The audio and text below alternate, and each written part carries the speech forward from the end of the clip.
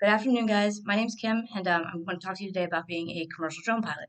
I've been a commercial drone pilot now for about a year and a half, and I got interested in the industry after spending 17 years in the AEC industry, architecture, engineering, and construction.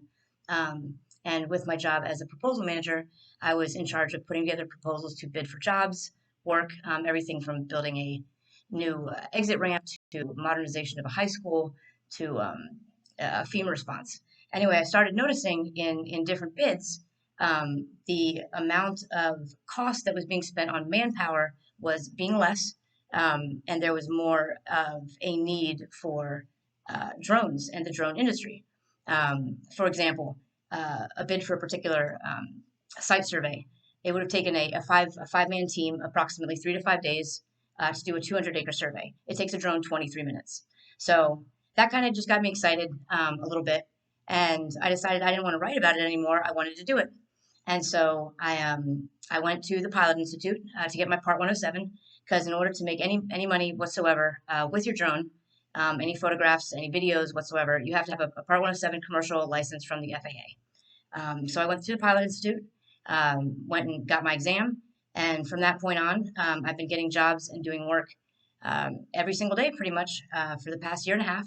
And my jobs range from everything from general aerial photography to construction monitoring, site surveys, progression monitoring, um, and getting into the STEM aspect of it. Some of the things you're going to come up on a daily basis is, speaking of just science in general, it's going to deal with weather. Weather's going to be a big thing you're going to have to worry about. Wind, mercury, barometer levels, the amount of satellites that are available. As far as engineering, the entire engineering industry is being taken over by drones now.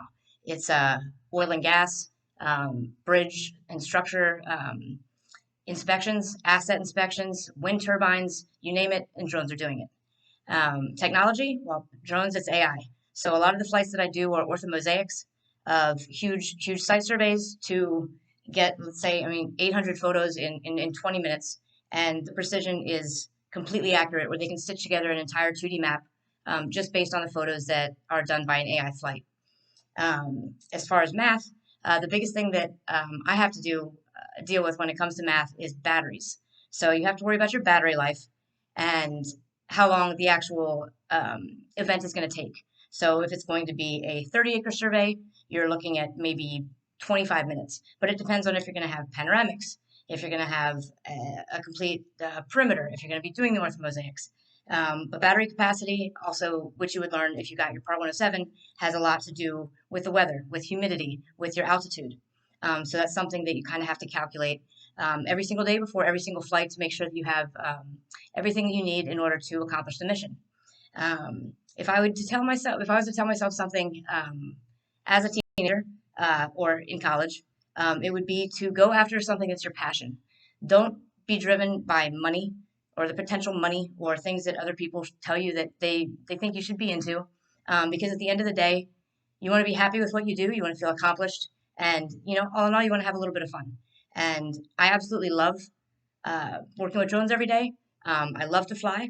There's never a day without a complication, but that also really, helps you with critical thinking skills and analytics and how to do technical maintenance on different types of technology.